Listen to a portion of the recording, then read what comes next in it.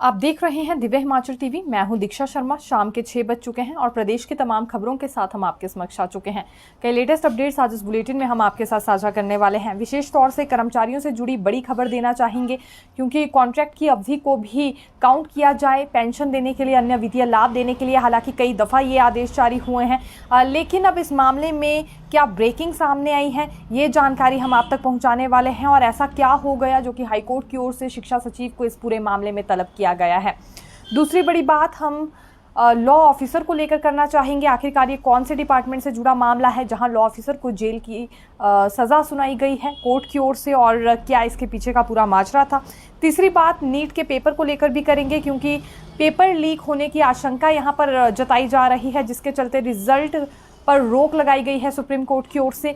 आने वाले दिनों में क्या कुछ हो सकता है, ये जानकारी भी हम आपको देंगे। और क्या प्रभाव फिलहाल उन अभ्यर्थियों पर पड़ने वाला है जिन्होंने बहुत ही मेहनत से इस पेपर की तैयारी की थी और पेपर भी दिया है, लेकिन अब देखा जा सकता है कि रिजल्ट घोषित पर रोक लगाई गई है, और वो भी इसलिए क्योंकि पेपर लीक होने की आशंका इसमें है।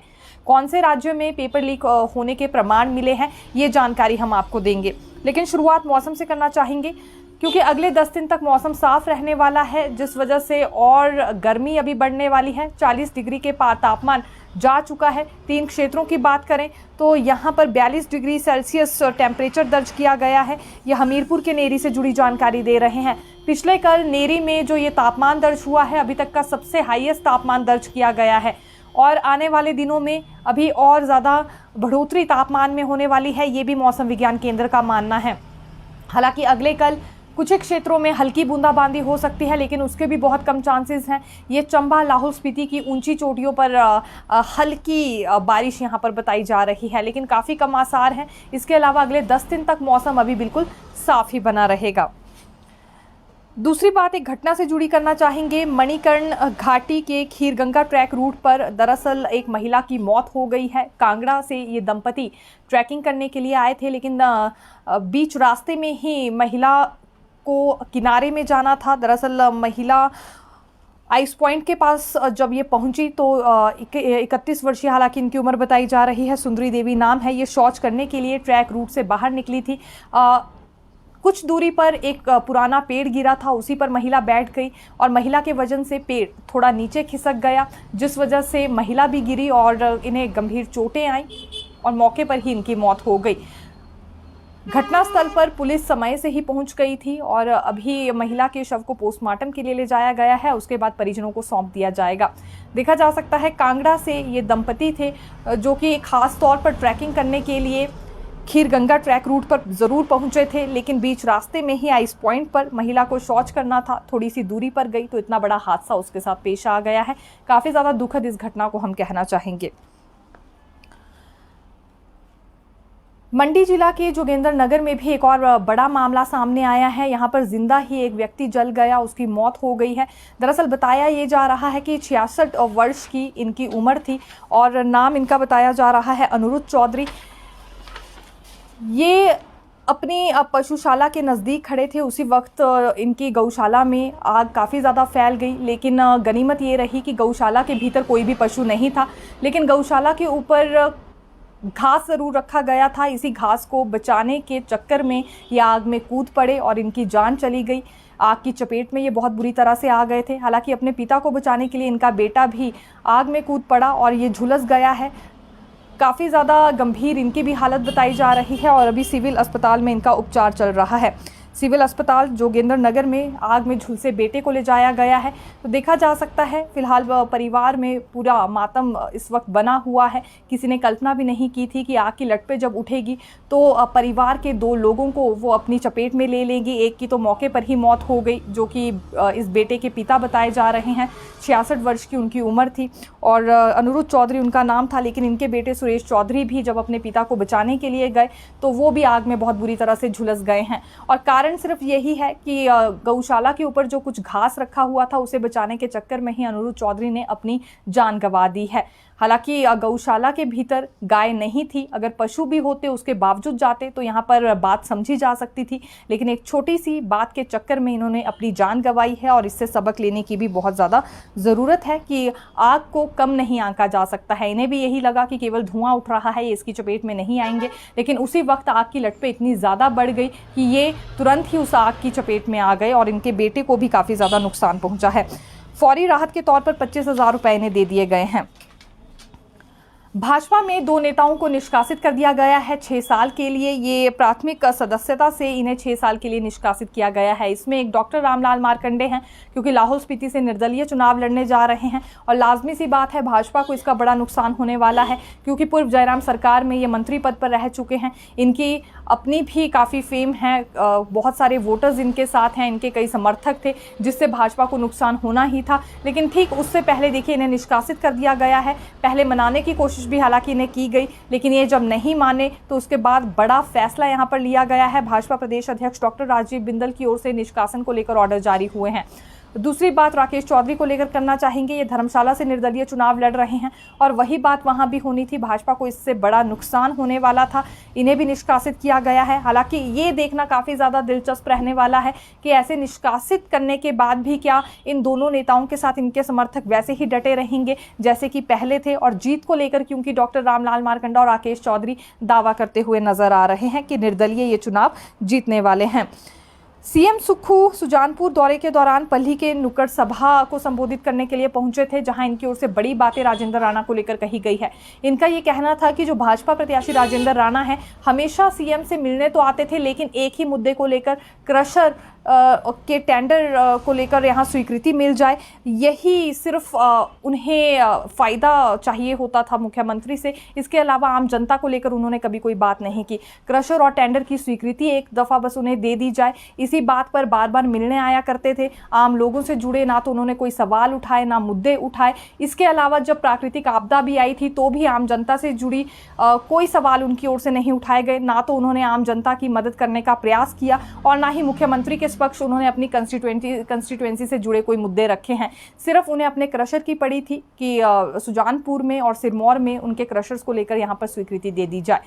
ये बड़ा तंज कहना चाहेंगे जो मुख्यमंत्री की ओर से राजेंद्र राणा पर कसा गया है। दूसरी बात उन्होंने ये भी कही कि एक दफ़ा अब सुजानपुर की जनता से ये गलती हो गई है जो उन्होंने राजेंद्र राणा को विजयी बनाया था, लेकिन ये गलती अब अगली बार ना करे, क्योंकि इसके लायक वो नहीं है। उन्होंने तो जनता की भावनाएं ही बेच दी, अपना ईमान ही बेच दिया और भाजपा में वो बुरी तरह से बिक गए हैं।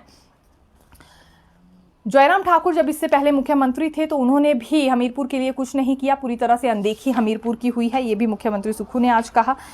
दूसरी ओर थाटा के सराज में नेता प्रतिपक्ष जयराम ठाकुर की ओर से जनसभा संबोधित की गई। यहां उन्होंने मंत्री विक्रमादित्य सिंह से ये सवाल किया है कि जब उनकी माता चुनाव लड़ने में दिलचस्पी नहीं दिखा रही हैं तो उन्होंने क्यों दिखाई है।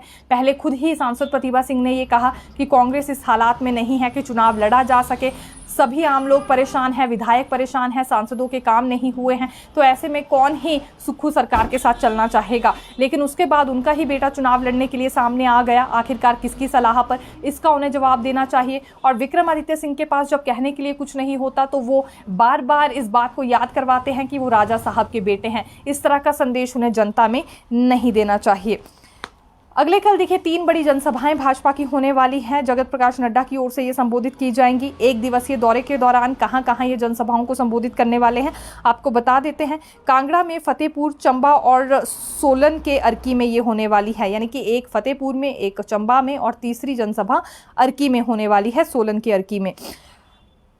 ठीक 11 बजे से ही यहाँ पर शुरुआत हो जाएगी। सबसे पहले फतेहपुर में जनसभा संबोधित की जाएगी, दूसरी जनसभा फिर चंबा में दोपहर 1 बजे संबोधित की जाएगी और तीसरी जनसभा सोलन के कुनिहार में ठीक 3:30 बजे आयोजित होने वाली है। हालांकि इस बीच कितनी ज़्यादा स्ट्रेंथ देखने के लिए मिलती है ये देखना काफ़ी ज़्यादा दिलचस्प रहने वाला है। कर्मचारियों से जुड़ी एक जानकारी देना चाहेंगे, क्योंकि बार बार अलग अलग मामलों में कोर्ट की ओर से ऑर्डर जारी किए जा रहे हैं कि कॉन्ट्रैक्ट की अवधि से ही सीनियरिटी और अन्य वित्तीय लाभ कर्मचारियों को दिए जाए। अब इसी मामले पर हाईकोर्ट ने शिक्षा सचिव को तलब किया है। 22 मई 2024 को श्यामलाल बनाम राकेश कंवर केस में शिक्षा सचिव को कोर्ट में उपस्थित होना होगा। कोर्ट ने पूछा है कि जब शीला देवी बनाम हिमाचल सरकार केस में कॉन्ट्रैक्ट अवधि को भी पेंशन के लिए काउंट किए जाने का ऑर्डर सुप्रीम कोर्ट से फाइनल हो चुके हैं, तो आखिरकार इन्हें लागू क्यों नहीं किया गया है। इस मामले में अब किसी भी तरह की कमेटी की कोई आवश्यकता नहीं है। शिक्षा विभाग ने इन आदेशों की अनुपालना जानबूझकर नहीं की है। ये भी यहाँ पर देखिए तर्क शिक्षा विभाग की ओर से दिया जा रहा है, लेकिन एक कमेटी बनाने की जो बात हो रही है उसकी आवश्यकता नहीं है। जब सुप्रीम कोर्ट, हाई कोर्ट की ओर से अलग अलग केसेस में इस तरह का फैसला पहले ही सुना दिया गया है कि कर्मचारियों को उनका राइट मिलना चाहिए, कॉन्ट्रैक्ट की अवधि को भी सीनियरिटी और अन्य वित्तीय लाभ देने में काउंट किया जाए।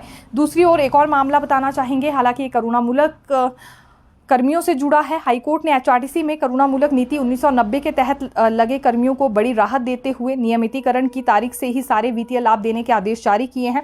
हाईकोर्ट की एकल पीठ ने यह वित्तीय लाभ 3 वर्षों तक सीमित करते हुए अदा करने की शर्त लगाई थी। इस शर्त को गैर जरूरी पाते हुए मुख्य न्यायाधीश MS रामचंद्र राव और न्यायाधीश ज्योत्सना रिवाल दुआ की खंडपीठ ने इन कर्मियों को नियमितीकरण की तारीख से ही सेवा लाभ देने के आदेश दिए हैं।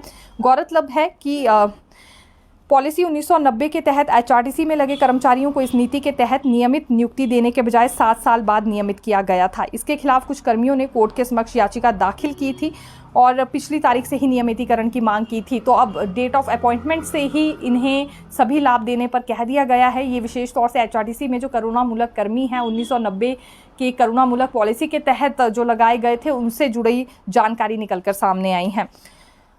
देखिए, सुधीर शर्मा ने मानहानि का केस फाइल किया था मुख्यमंत्री सुक्खू के खिलाफ और इस पर नोटिस भी जारी हुआ था मुख्यमंत्री को कि उन्हें जवाब देना होगा, लेकिन जब कोई जवाब नहीं आया है तो 27 मई के लिए अब ये सुनवाई टल गई है। हालांकि 2 मई को हाईकोर्ट ने मुख्यमंत्री को नोटिस जारी कर दिया था। अब 27 मई को ये भी सुनवाई टल गई है, उसके बाद ही देखना होगा क्या कुछ होगा। हाल ही में मुख्यमंत्री ने एक स्टेटमेंट दी थी कि जो 6 नेता थे पहले कांग्रेस में, ये 15-15 करोड़ में बिक गए हैं और इसी से आहत होकर सुधीर शर्मा की ओर से मानहानि का केस इनके खिलाफ फाइल किया गया था।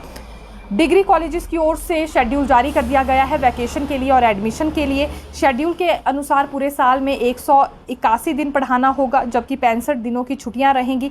एग्जाम के लिए 44 और इवैल्यूएशन के लिए 38 दिन तय किए गए हैं। अंडर ग्रेजुएट कक्षाओं का रिजल्ट 31 जुलाई से पहले घोषित होगा, जबकि री इवैल्यूएशन 7 सितंबर से पहले होगी। सप्लीमेंट्री एग्जाम सितंबर महीने में ही यहाँ पर लिया जाएगा। सप्लीमेंट्री एग्जाम भी सितंबर महीने में ही होने वाला है। हालांकि शेड्यूल में कुछ ज़्यादा बदलाव नहीं आए हैं, इसलिए इससे पिछले वर्ष में भी शेड्यूल कुछ इस तरह का ही सामने आया था।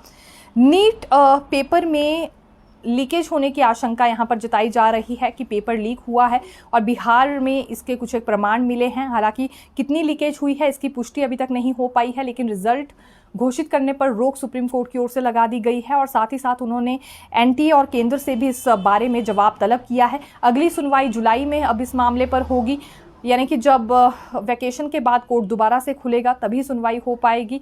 लेकिन इस बीच जवाब भी तलब किया गया है केंद्र से और एनटीए से। और तीसरी सबसे बड़ी बात यह है कि रिजल्ट घोषित करने पर रोक लग गई है। अब अभ्यर्थियों को इस पूरे मामले में बड़ा इंतजार करना होगा। आईजीएमसी के हालातों पर अगर नजर डालें तो हिमकेयर के बाद अब डायग्नोस्टिक टेस्ट भी वहां पर नहीं हो रही हैं, जिस वजह से मरीजों के समक्ष परेशानियां आ रही हैं। कारण ये है कि जो डायग्नोस्टिक टेस्ट करने वाली मशीन्स हैं वो खराब पड़ी हैं। बैकमैन कुल्टर कंपनी की मशीन ये बताई जा रही है पिछले कुछ दिनों से खराब है। इससे पहले हिताची कंपनी की मशीन भी कई साल से यहाँ खराब पड़ी है। हालांकि डायग्नोस्टिक टेस्ट के लिए 18 करोड़ की अदायगी अभी यहाँ पर पेंडिंग बताई जा रही है। 18 करोड़ सरकार की ओर से नहीं दिए गए हैं कंपनी को, तो इसलिए भी लेट लतीफ़ी कंपनी की ओर से बरती जा रही है मशीन्स को ठीक करवाने के लिए, ये अभी माना जा रहा है। लेकिन इस बीच मरीजों को इधर उधर भटकना पड़ रहा है, डायग्नोस्टिक टेस्ट नहीं हो रहे हैं। हिमकेयर योजना अब कहीं जाकर शुरू हुई है, लेकिन इसके लिए भी मरीजों को कई धक्के खाने पड़ रहे थे। देखिए, नामांकन पत्रों को वापस लेने की अवधि समाप्त हो गई है। इसी बीच जानकारी ये आई है कि शिमला संसदीय सीट से 2 उम्मीदवारों की ओर से अपने नामांकन वापस ले लिए गए हैं। हालांकि अभी भी 5 उम्मीदवार चुनावी मैदान में डटे हुए हैं। अब अगली बात करना चाहेंगे उस लॉ ऑफिसर से जुड़ी जिसे सजा सुनाई गई है जेल की। हाईकोर्ट की ओर से ये फैसला सामने आया है। हाईकोर्ट ने हिमाचल प्रदेश राज्य विद्युत बोर्ड के विधि अधिकारी को अदालत की अवमानना का दोषी ठहराया है। कोर्ट ने दोषी को अदालत के उठने तक जेल और 2000 रुपए के जुर्माने की सजा सुनाई। न्यायाधीश तरलोक सिंह चौहान ने मैसेजर वर्धमान इस्पात उद्योग द्वारा बिजली बोर्ड के विधि अधिकारी के खिलाफ दायर अवमानना याचिका का निपटारा करते हुए यह आदेश पारित किए। कोर्ट ने कहा कि विधि अधिकारी होने के नाते कोर्ट में उनके ऐसे आचरण की उम्मीद की जाती है जो उनके विशेष अधिकार प्राप्त स्थिति के अनुरूप हो। एक ये भी यहाँ पर जानकारी सामने आई है। एक और अपडेट हम आपको देना चाहेंगे, क्योंकि ये नीट के पेपर से जुड़ी जानकारी, क्योंकि अभी हमने आपके साथ साझा की है कि रिज़ल्ट घोषित करने पर रोक लगा दी गई है। तो अब इसमें नई अपडेट ये है कि सिर्फ अभी नोटिस ही जारी हुआ है एनटीए और केंद्र को, और अभी रोक रिज़ल्ट पर नहीं लगाई गई है, क्योंकि इससे काफ़ी ज़्यादा आहत वो अभ्यर्थी हो रहे थे जिन्होंने जी तोड़ मेहनत इस पेपर के लिए की थी। तो ये करेक्शन एक हम करना चाहेंगे कि फ़िलहाल अभी रिज़ल्ट घोषित पर रोक नहीं है, सिर्फ नोटिस ही हुआ है, और जब तक नोटिस का जवाब नहीं आता है तब तक अगला कदम इसमें कोई और नहीं उठाया जाएगा। तो फिलहाल के लिए यही जानकारी, फिर मिलेंगे नई खबर के साथ। देखते रहिए दिव्य हिमाचल टीवी। धन्यवाद।